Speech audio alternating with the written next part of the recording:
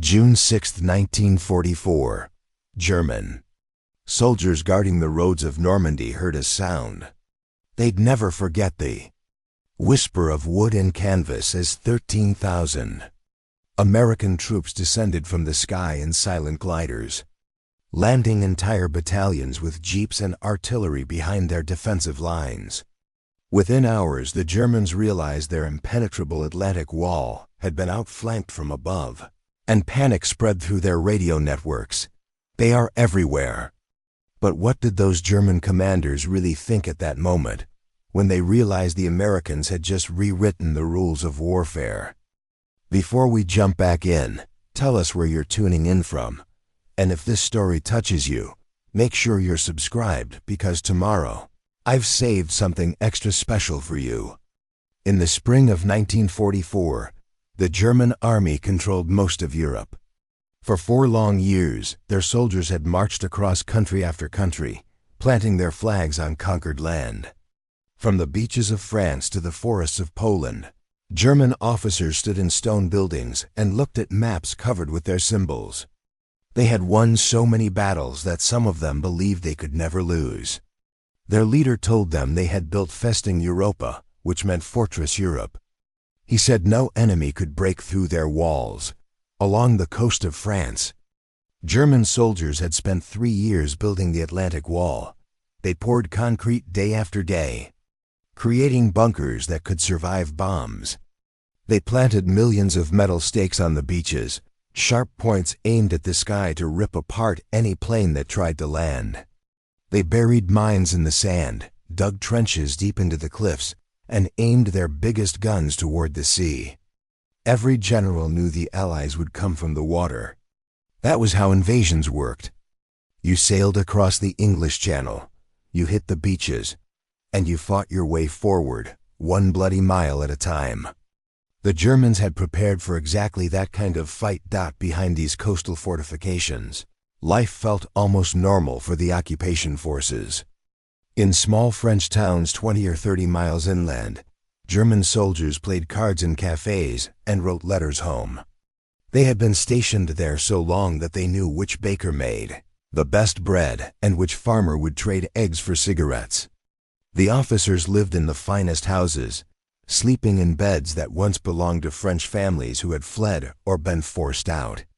Every morning, supply trucks rolled down quiet country roads, delivering food and ammunition to the troops at the front. Nobody worried about these trucks.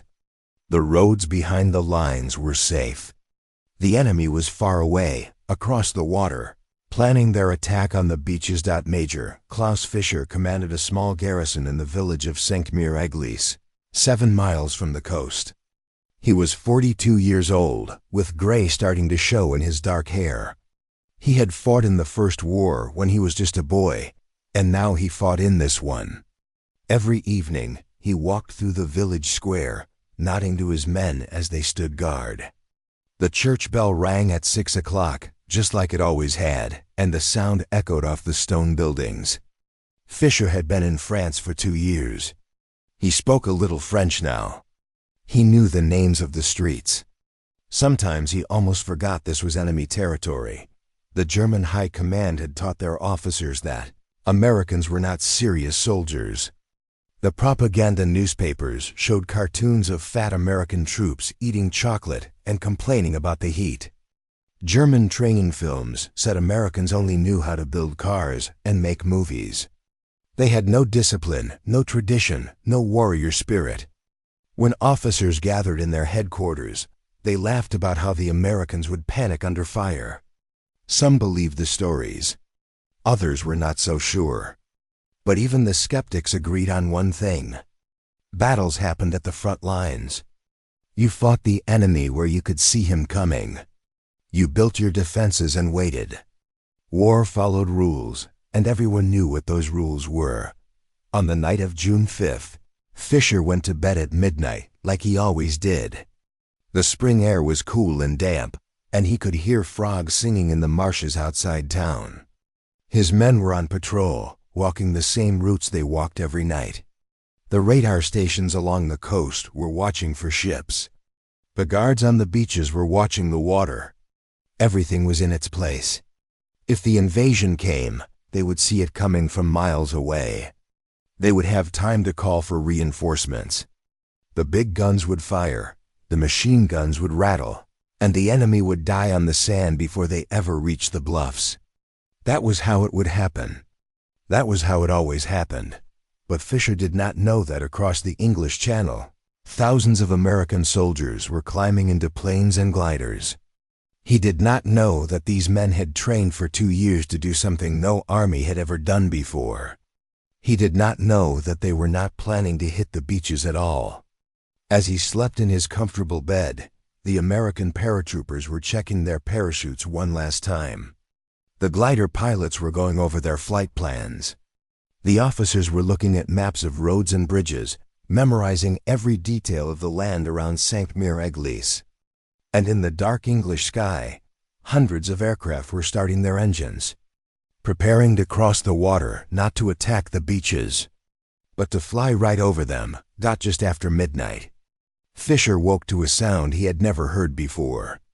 It was not the rumble of bombers flying high overhead. It was not the distant boom of naval guns. It was something else, something wrong. He went to his window and looked up at the sky. The moon was almost full, and in its pale light, he saw shapes. Hundreds of shapes. They were falling from the darkness like seeds scattered by an invisible hand. For a moment, his mind could not understand what his eyes were seeing.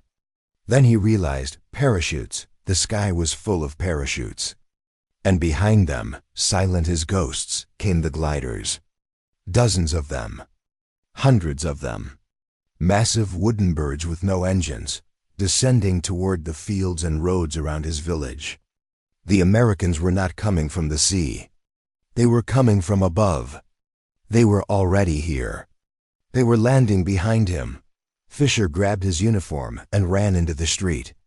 All around him, his men were stumbling out of their bunks, pulling on boots, reaching for rifles. The sound of gunfire crackled in the distance, coming from 3 or 4 different directions at once. A parachute had caught on the church steeple, and an American soldier hung there, tangled in the lines, his body swaying in the wind. Fisher's sergeant was shouting orders, but nobody seemed to know where to go or what to shoot at. The Americans were not supposed to be here. They were supposed to be at the beach, 7 miles away, where the defenses were strong and the guns were ready. But they were here, in the village, in the fields, everywhere. Fisher ran to the radio room and grabbed the telephone. He called the headquarters in Cherbourg and told them what was happening. The officer on the other end of the line did not believe him at first. Paratroopers, yes, maybe a few dozen for sabotage. But thousands? Landing by glider? Impossible. Then another call came in from a garrison 5 miles to the east. They reported the same thing. Gliders in the fields. Americans attacking the bridges. Then another call from the south. Then another from the west. Within an hour, Fisher understood the terrible truth. This was not a small raid. This was an invasion from the sky. The Americans had dropped an entire division behind the Atlantic Wall while the German army slept. The reports kept coming in, each one more shocking than the last. At a bridge over the Murderate River, German guards heard a crash in the darkness and ran to investigate. They found a glider that had smashed through a hedgerow, its nose crumpled, its wings torn. But the Americans inside were already out and moving. Before the guards could raise the alarm, they were surrounded and captured. The bridge was in American hands 15 minutes after the glider landed. At another bridge near Sainte-Mère-Église, 3 gliders came down in a field just 200 yards away. German soldiers watched in amazement as the Americans opened the nose of each glider and drove out a jeep with a mounted machine gun. They had brought vehicles. They had brought them through the air. Fisher tried to organize a counterattack, but nothing made sense anymore. The normal rules of warfare had been broken. When you fought an enemy, you knew where they were. You knew which direction they were coming from.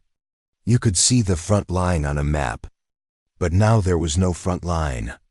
The Americans were behind him and in front of him and all around him. Every road could have an ambush. Every field could hide a platoon. His supply trucks, which had always rolled safely down the country lanes, were now targets. One truck driver came racing back to the village, his vehicle full of bullet holes.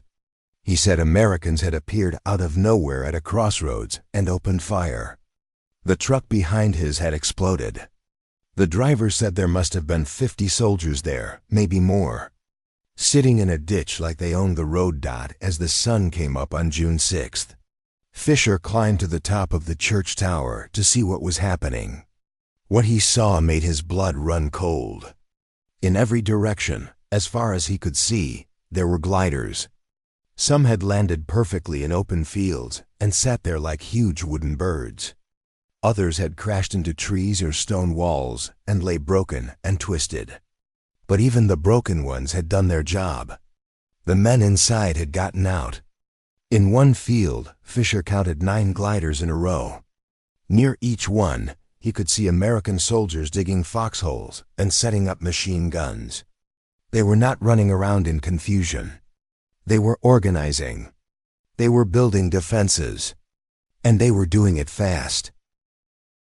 The German command sent orders to push the Americans back, to retake the bridges, to clear the roads. But every unit that tried to move ran into trouble. A tank column heading north to reinforce the coast found the main road blocked. Not by a crater or a fallen bridge, but by American soldiers who had set up anti-tank guns in the hedgerows. The first tank exploded before the crew even knew they were under attack.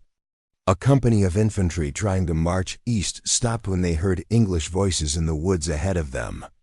The Americans had landed there too. A supply convoy trying to reach the beach got 3 miles before running into an ambush. The trucks burned, and the supplies that were supposed to reach the coastal defenses never arrived. What shocked Fisher most was not just that the Americans had landed behind the lines. It was how much they had brought with them. The gliders were not just carrying soldiers. Each one was like a flying truck. Inside were boxes of ammunition, crates of grenades, barrels of water, radios, medical supplies, and weapons. Some gliders carried motorcycles. Some carried small bulldozers. One glider that crashed into the village had a complete artillery piece inside, a gun that could fire shells 3 miles. The Americans had thought of everything. They had planned this down to the smallest detail. They had figured out how to pack an entire army into wooden boxes and drop it from the sky. Ready to fight. By noon, Fisher received new orders. He was to abandon St. Mère-Église and fall back to a stronger position. The village could not be held. There were too many Americans, and more kept arriving. All through the morning, he had heard the sound of more planes, more gliders. The sky kept filling with them. 13,000 soldiers, the radio said. 13,000. Fisher had never heard of such a thing. He gathered his men and prepared to retreat, but even retreating was dangerous now. The roads were not safe. The Americans controlled the intersections. As his column moved out of town, shots rang out from a farmhouse. 2 of his men fell. The rest scattered into the ditches. It took them an hour to go 2 miles. That night, hiding in a forest with what was left of his unit, Fisher sat with his back against a tree and tried to understand what had happened.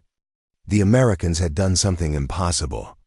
They had turned warfare upside down. All the concrete bunkers, all the beach obstacles, all the careful planning meant nothing when the enemy simply flew over everything and landed in your backyard. And if they could do this, what else could they do? What other surprises were waiting? 3 days after the gliders landed, Fisher and his men were still retreating. They moved at night and hid during the day because the Americans owned the sky. Fighter planes circled overhead like hawks, diving down to shoot at anything that moved on the roads. Fisher had lost half his men. Some were dead. Some were wounded. Some had simply disappeared in the chaos. The ones who remained were exhausted and hungry. They had not eaten a hot meal since the invasion began. Their uniforms were torn and muddy. When they looked at their commanding officer, Fisher saw something in their eyes he had never seen before. It was doubt. On the fourth night, they stumbled into another German unit that had been pushed back from the coast. The captain in charge was a young man named Weber, who had graduated from the military academy just 2 years ago. He had been taught all the proper tactics, all the correct theories of warfare. But now he sat on the ground with his head in his hands, and when he spoke, his voice shook. Weber said his unit had been ordered to counterattack and push the Americans off a bridge near a place called Chef DuPont. They had assembled 50 men, 2 machine guns, and a small tank. They had made their plan carefully, approaching from the east at dawn when the light would be in the enemy's eyes. Everything had been done correctly by the book. Preparing and narrating this story took us a lot of time, so if you are enjoying it, subscribe to our channel. It means a lot to us. Now back to the story. But when they reached the bridge, they found that the Americans had already dug in. Not just at the bridge, but on both sides of the river, in the hedgerows, in the farmhouses everywhere. The Americans had set up their positions during the night like they had been there for weeks. Weber's tank got 30 yards before a bazooka round punched through its armor. His machine gun teams were pinned down by fire from 3 directions at once. Within 10 minutes, half his men were casualties, and Weber was running back through the fields with bullets snapping past his ears.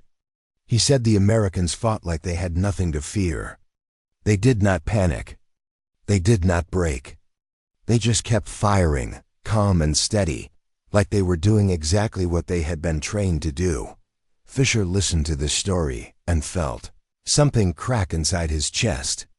For 2 years, the propaganda officers had told him that Americans were soft. They came from a country of movies and music, a place where young men spent their time dancing and drinking Coca-Cola. German soldiers were hard, raised on discipline and sacrifice. German soldiers were warriors. American soldiers were children playing at war. But these men who had flown into France in wooden gliders, who had jumped out of airplanes in the middle of the night, who had seized bridges and held them against counterattacks, these men were not soft. They were not children. They were something Fisher had not prepared for. They were something his whole army had not prepared for. The next morning, Fisher's group was spotted by an American patrol. There was a brief firefight, and then Fisher raised his hands. He was done running. 23 German soldiers surrendered in that field, and the Americans took them to a temporary holding area near a crashed glider. Fisher expected to be treated roughly. Prisoners were burdens, mouths to feed when supplies were tight. But the American sergeant who processed them was polite, almost friendly. He spoke a little German and asked if anyone needed medical attention. One of Fisher's men had a wound on his leg that had become infected, and the Americans brought a medic who cleaned it and gave him real antibiotics, not the ersatz medicine the German army used. The medic was just a kid, maybe 19 years old, and he worked quickly and carefully, making jokes in English that Fisher could not understand. When he finished, he gave the wounded soldier a candy bar. Just handed it to him like it was nothing. Fisher sat on the ground and watched American soldiers moving around the area. They worked with a kind of easy confidence he had never seen in his own army. Nobody was screaming orders. Nobody was threatening punishment. The soldiers just did their jobs, helping each other, sharing cigarettes, laughing about something. A truck arrived with food, and Fisher watched them unload crate after crate of supplies. Real coffee. White bread. Canned meat.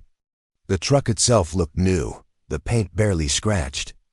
Everything the Americans had looked new. Their uniforms fit properly. Their boots had no holes. Their rifles were clean and well-oiled. They even had toilet paper, which the German army had not seen in months. That night, as Fisher lay on the ground with the other prisoners, he thought about everything he had been told. The propaganda had said Germany was winning. It said the Americans were weak and could never match German military skill. It said the fatherland had the best weapons, the best soldiers, the best leaders. But if that was true, why had 13,000 American soldiers landed behind the Atlantic Wall without being stopped? Why had they brought jeeps and artillery and gliders made of wood and canvas? Why were they so well supplied while German soldiers scrounged for food and ammunition? If Germany was so strong, why was Fischer sitting here as a prisoner, his army scattered, his confidence shattered? An older prisoner, a sergeant from Munich, sat down next to Fischer and spoke quietly. He said he had been at Pegasus Bridge on the first night. British glider troops had landed there, just 3 gliders, and they had taken the bridge in 10 minutes. 10 minutes.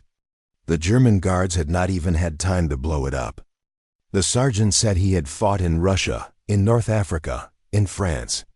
He had seen terrible battles and survived them all. But this was different. This was not about who could fight harder or die more bravely. This was about who could think bigger, who could imagine doing things that had never been done before. The Americans and British had imagined dropping entire armies from the sky, and then they had just done it. The sergeant looked at Fischer with tired eyes and said something that Fischer would never forget. He said, "If they can do this, they can do anything. We have already lost. We just do not know it yet." Fischer lay awake that night, staring at the stars. Somewhere out there, the war was still going on. Somewhere, German soldiers were still fighting, still believing in victory. But Fischer could not believe it anymore. The propaganda had lied. The promises had been empty. Germany was not fighting soft, undisciplined Americans. Germany was fighting an enemy that could turn the impossible into reality, an enemy that had more supplies, more imagination, and more courage than Fischer had ever been taught to expect. The moment those gliders came down from the sky, the war had changed. Fischer had changed. He could not go back to believing the old lies. The Americans had broken more than his army's defenses. They had broken the illusion that Germany could win. Fischer spent the rest of the war in a prisoner camp in England. He was there when Germany surrendered in May of 1945. The other prisoners reacted in different ways. Some cried. Some refused to believe it. Some sat in silence, staring at nothing. Fischer felt only a strange sense of relief. He had known it would end this way ever since that night in June when the gliders came down from the sky. The Americans had shown him their power on that first day. And everything that followed was just time passing until the inevitable conclusion arrived. In the autumn of 1946. Fischer was released and put on a train heading east into Germany. He carried a small bag with the few things he owned. A change of clothes. A blanket the Americans had given him. A bar of soap. As the train crossed the border, Fischer pressed his face to the window and looked at his homeland. What he saw made his throat tight. The cities were piles of broken stone. Entire neighborhoods had been bombed flat. Children in torn clothes stood by the railroad tracks, holding out their hands, begging for food. Old women picked through rubble, looking for anything useful. The train station in Frankfurt was just a shell, its roof gone, its walls cracked and blackened by fire.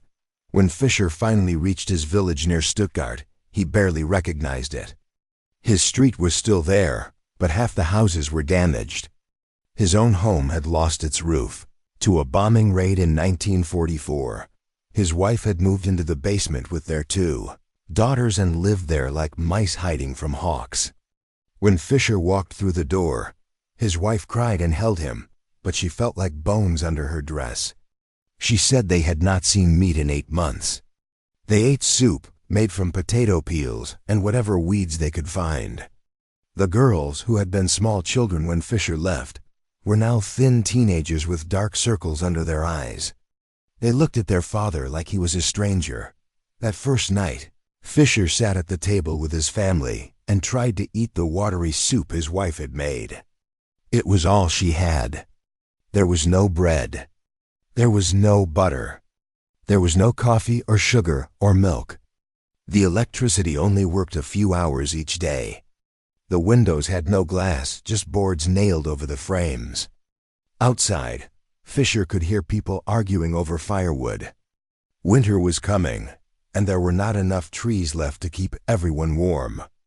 This was a victory for Germany. This was what the propaganda had promised would be a 1,000-year empire. It was ruined and hungry and cold. Fisher tried to help rebuild, but everything was slow.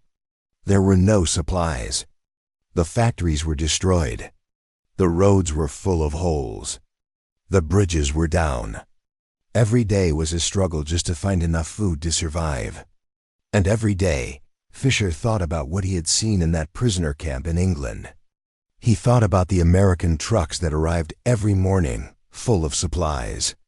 He thought about the white bread and the canned fruit and the chocolate bars the guards handed out like they cost nothing. He thought about how the Americans had built an entire camp, with barracks and kitchens and medical tents, in just a few weeks. They had done it while fighting a war on 2 continents. Meanwhile, Germany, which had spent everything on the war, could not even feed its own children. One evening, Fisher's neighbor came to visit. His name was Hoffman, and he had been a sergeant in the army. He had fought on the Eastern Front and lost 3 fingers to frostbite. Hoffman still believed the propaganda. He said Germany had not really lost. He said the army had been betrayed by weak politicians. He said if they had just fought harder, just believed more, they could have won. Fisher listened to this and felt anger rising in his chest. Finally, he interrupted. He told Hoffman about June 6th. He described the gliders coming down in the darkness, hundreds of them, bringing an entire army through the air. He described how the Americans had planned everything, how they had brought jeeps and artillery and supplies in wooden boxes that flew. He described how they had seized bridges and roads and held them against counterattacks.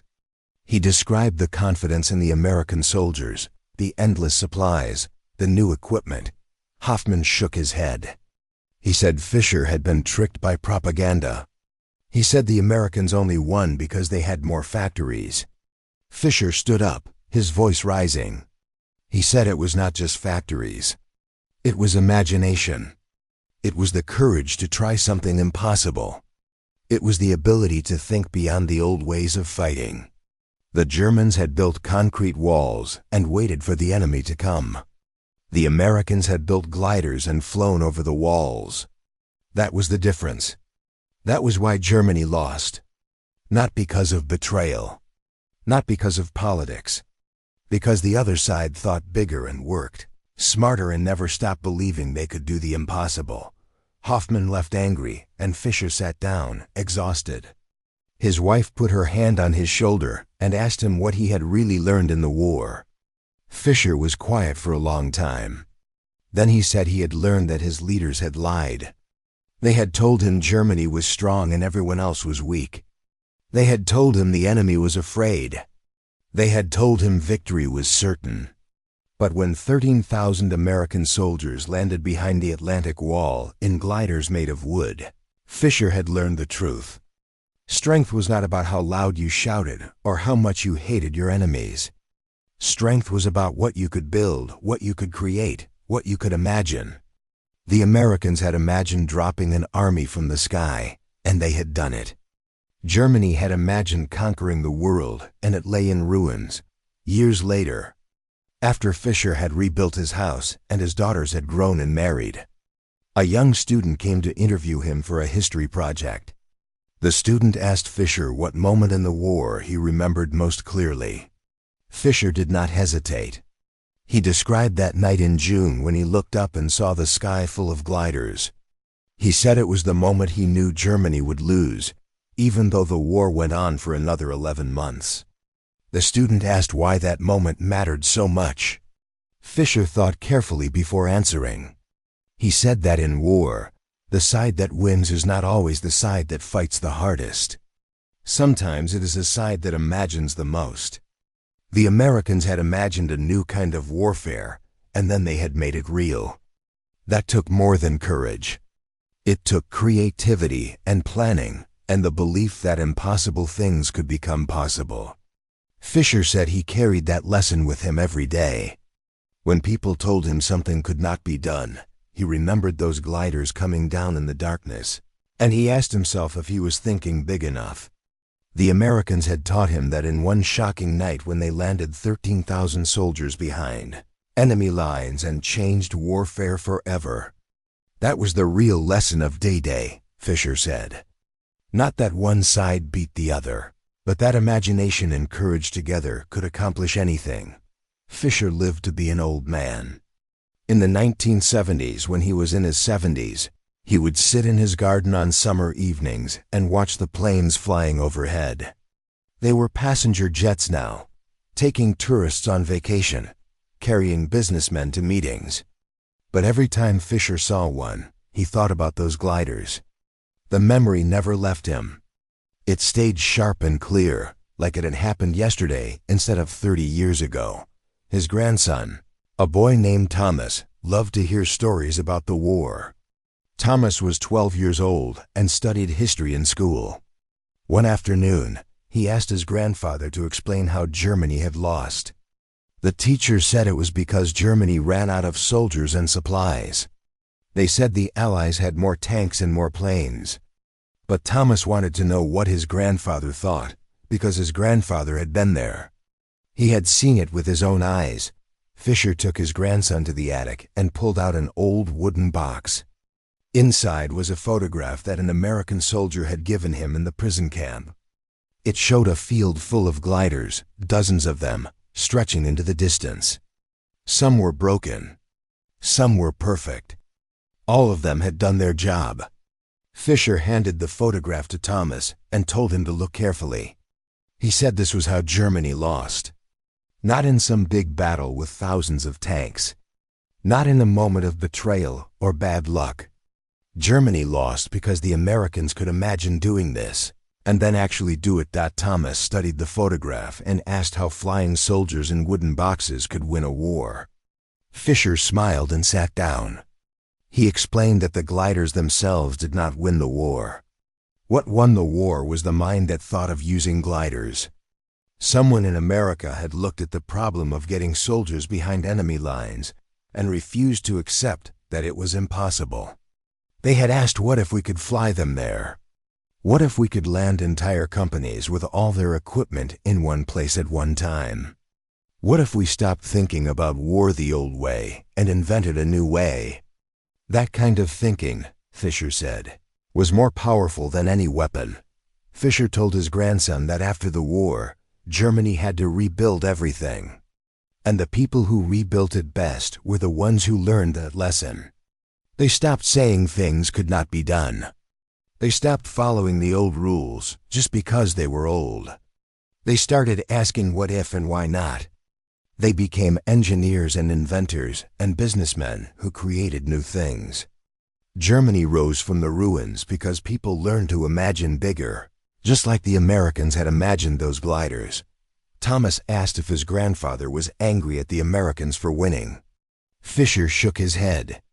He said he had been angry once, long ago, when he first became a prisoner. But anger faded. What remained was respect. The Americans had shown him what people could accomplish when they refused to accept limits. They had taught him that the future belonged to those who could dream and then build their dreams. Fisher put the photograph back in the box and told Thomas to remember this. The real victory was not about who won the war. The real victory was learning that imagination and courage together could change the world. That lesson, Fisher said, was worth more than all the battles ever fought. Up next, you've got 2 more standout stories right on your screen. If this one hits the mark, you won't want to pass these up. Just click and check them out. And don't forget to subscribe and turn on the notification bell so you don't miss any upload from us.